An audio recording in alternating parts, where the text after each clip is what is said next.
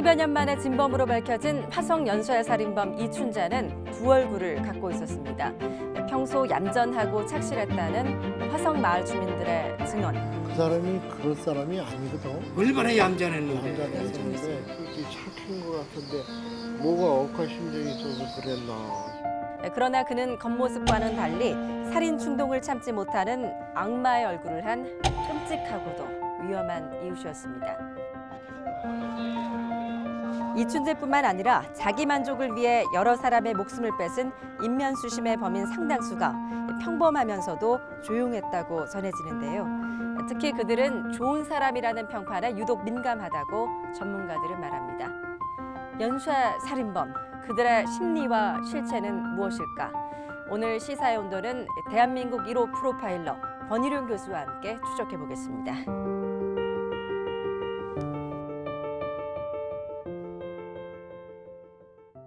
지금 이춘재의 심리는 어떻게 보면은 좀 자포자기의 심리다라고 볼 수 있을까요? 그렇지 않습니다. 예. 이 범죄자가 자백을 하는 데는요.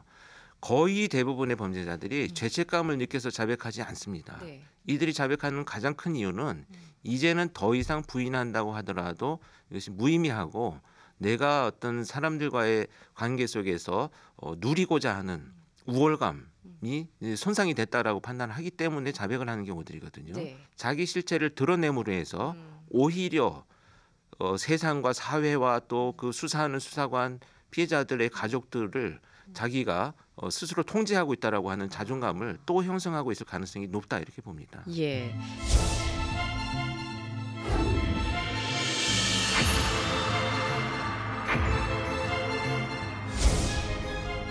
그런 맥락에서 보면 8차 사건도 내가 했다라고 하는 심리는 어떻게 보면 그 우월감을 드러내기 위한 또 다른 그렇죠. 자백이다라고 볼 수 있겠네요. 아무도 모르는 세상도 모르고 너희들도 모르는 그 사건을 내가 알고 있고 이걸 내가 알려준다라고 하는 이런 아주 그 오만스러운 자기 자존감을 회복하고자 하는 이런 예. 노력들이 그런 결과로 나타난다 이렇게 봅니다.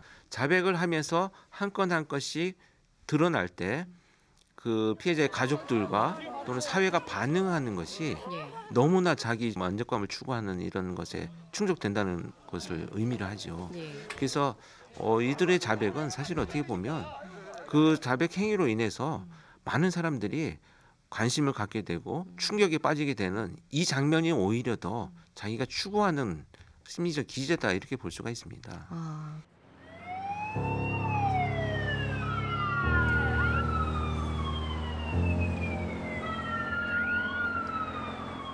She weighed about 135, Okay. maybe 140.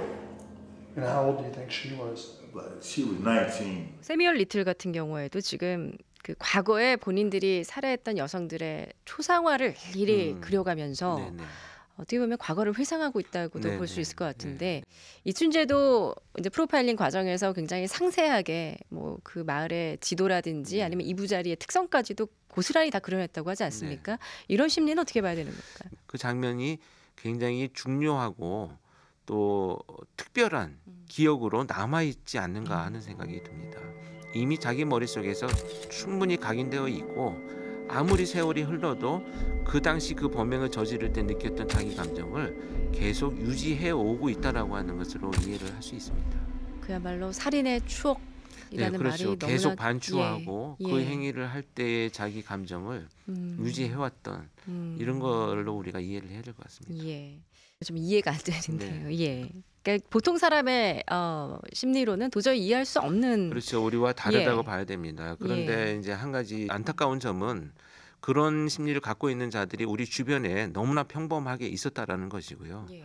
또 우리와 같은 상황에서 같은 자극들을 받아가면서 살고 있었다라고 하는 것들이 어떻게 보면 참 정말 그 좀 무섭고 두렵기도 한 부분이 될 수도 있고 예. 누구라도 또 피해자가 될 수 있다라고 하는 이런 두려움이 생길 수 있는 것이 아닌가 이런 생각이 듭니다. 그렇군요.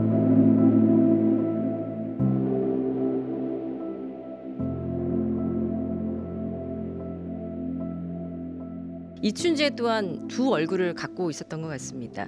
그 동네 사람들이 뭐 착실했고 인사도 잘했다 네네네. 이렇게 증언을 하고 있는데 얼마나 얌전했는데. 얌전했는데 나도 이제 그 소리 듣고 뭐 뉴스 듣고 깜짝 놀란 거지 뭐. 인산 잘해지 착하고 어찌다 그런 일이 했는지 모르지.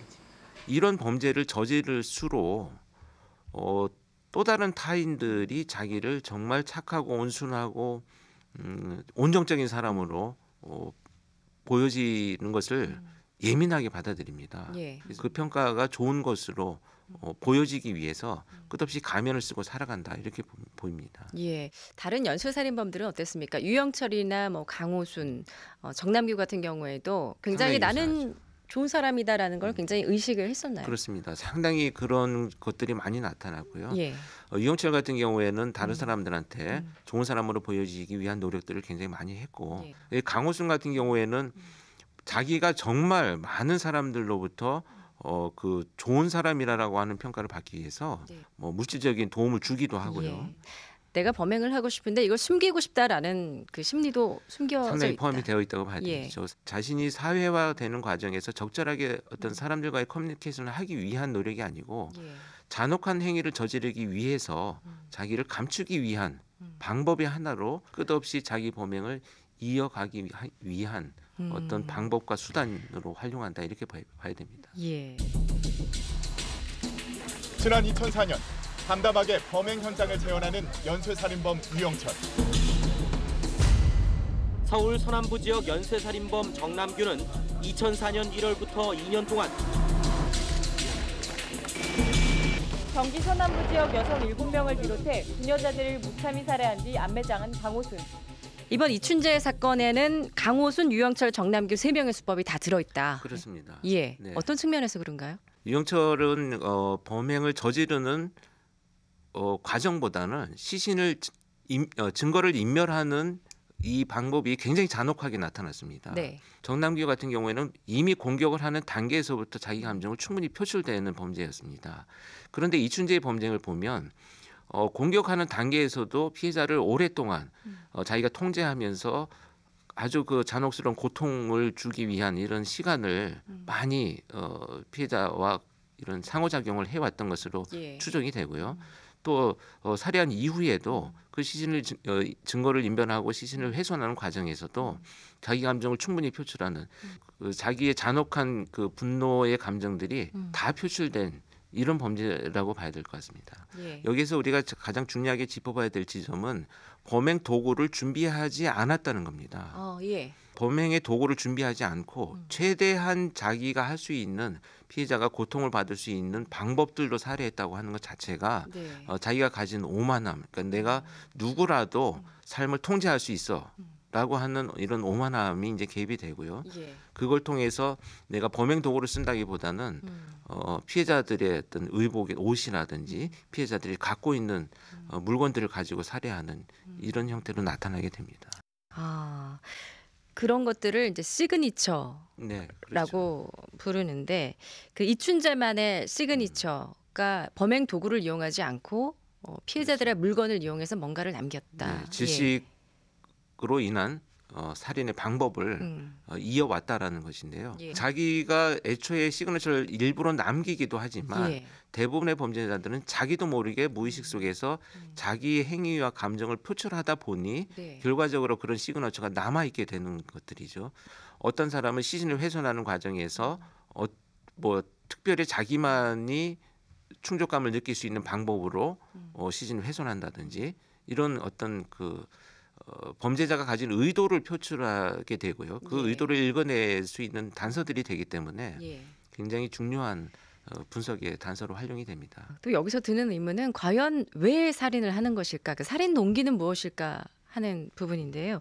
이춘재 같은 경우에는 이제 군대 제대 이후에 본격적으로 이런 살인 충동을 드러내기 시작을 했습니다. 어떻게 판단할 수 있을까요? 글쎄요, 지금 뭐 그래서 대부분 군에서 어떤 심각한 트라우마가 있지 않았는가라고 이제 그 추측들을 하고 예. 있는데요. 사실은 우리가 그렇게 범죄자들을 일반화하는 것도 상당히 문제가 있습니다. 네.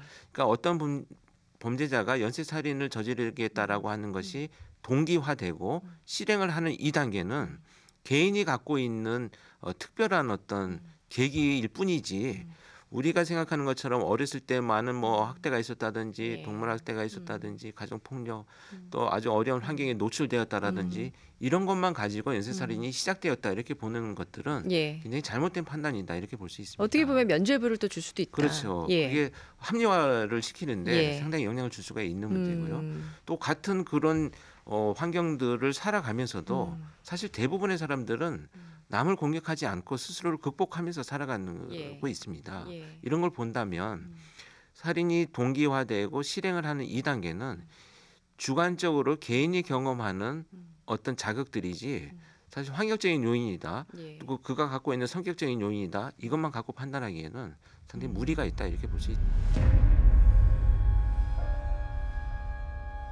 교수님께서는 이제 한국 연쇄살인범들의 공통점에 대해서 네. 그동안 이제 굉장히 연구를 많이 하셨는데 어떤 결론을 내리셨어요? 이들의 삶은 고립입니다. 예. 이런 고립감들이 내가 갖고 있는 어떤 문제 때문에 형성된 것이 아니고 내 주변의 사람들과 사회가 네. 나를 이렇게 고립시켰다라고 생각하는 사고를 갖고 있기 때문에 예. 사회와 내가 단절되어 있다라고 하는 생각을 하게 됩니다.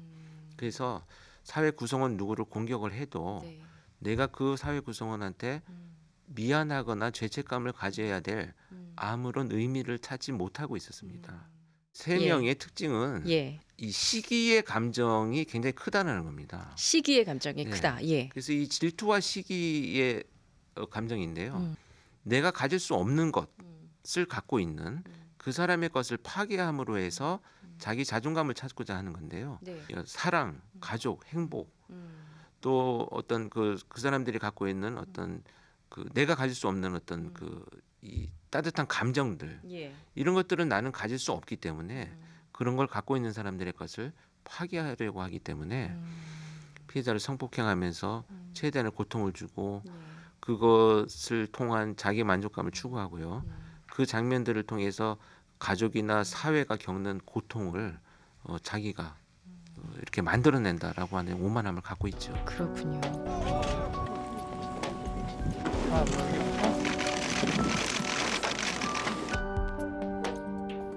그동안 이제 수천 건의 사건들을 프로파일을 하셨는데 정말 그 모든 사건들을 잊지 못하실 것 같다는 생각이 드는데요. 네, 그렇습니다. 예. 아직 뭐 머릿속에 많이 남아 있죠. 어딘가에 예. 정말 이렇게 점처럼 남아 있다가 문득문득 튀어나오기도 하는데요. 예. 사실 범죄자들은 다 기억하지는 못합니다. 제가 기억하는 것은 그 범죄 현장에 갔을 때 예. 그 느꼈던 피해자와 가족들의 고통 이런 것들은 그 뭐 사건이 발생했던 지역의 근처만 지나가도 예. 지금도 다시 정말 생생하게 떠오르는 것을 경험을 합니다. 그런 걸로 봐서는 범죄자들도 같은 맥락에서 예. 그렇게 자기 범죄를 예. 정말 오랫동안 기억에 남아두고 회상하지 않는가라고 하는 생각도 듭니다.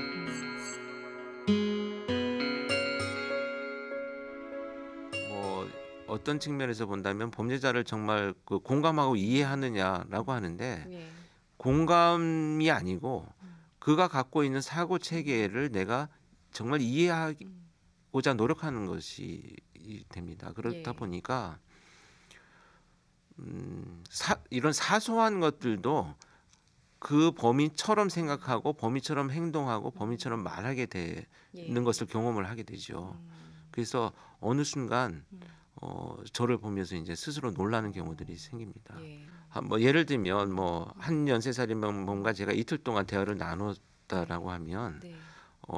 이제 사건이 해결되고 예. 끝났음에도 불구하고 물을 마실 때 내가 그 범인과 똑같은 방식과 똑같은 형태로 컵을 들고 물을 마시고 있는 예. 그런 것을 이제 그럴 때마다 소스라치게 스스로 놀라실 느끼죠. 것 굉장히 같아요. 놀라죠. 예. 그래서 정말 자아를 다시 찾아온다라고 하는 것 자체가 굉장히 힘든 과정이었던 그런 기억이 있습니다.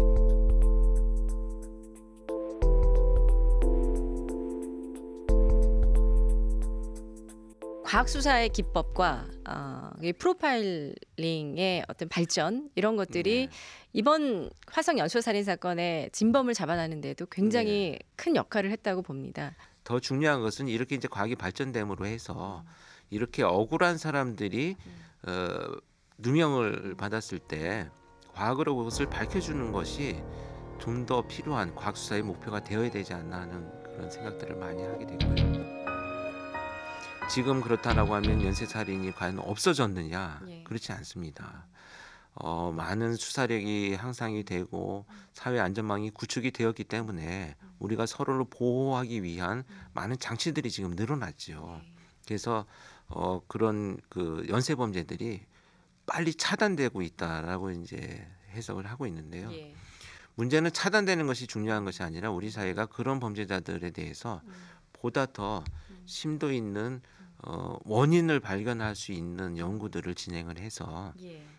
예방할 수 있는 또는 억제할 수 있는 이런 이제 그 정책들이 좀 만들어져야 된다고 봅니다. 그러니까 이춘재처럼 한 20여 년 이상을 자기가 가석방으로 나가기 위해서 끝없이 가면을 쓰고 노력을 해왔던 이런 사람들을 평가할 때 과연 이 사람이 어떤 이 지금 또 다른 범행을 저지를 가능성 또 그 재범의 우려는 어느 정도이고 어떤 특성을 갖고 있는지에 대해서 자꾸 제시가 되어서 그것이 판단이 되는 기준이 되어야 되지 기존에 해왔던 어떤 그 방식으로 지금 재범 평가를 한다고 한다면 상당히 오류가 크게 벌어질 가능성이 높다 이렇게 봅니다. 화성 연쇄살인의 진범으로 강하게 의심받던 이춘재가 자신의 범행을 시인했습니다. 자칫 미궁으로 빠질 뻔했던 화성 사건. 범인은 잡혔지만 결코 잊지 말아야 할 또 다른 비극이 있습니다.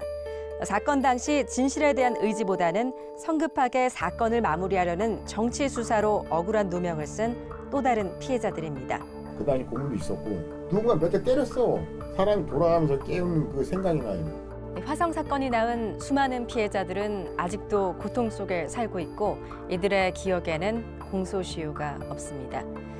시사연도 다음 시간에는 억울한 누명으로 인생을 빼앗긴 이들에 대한 이야기를 해볼까 합니다. 다음 주에 뵙겠습니다.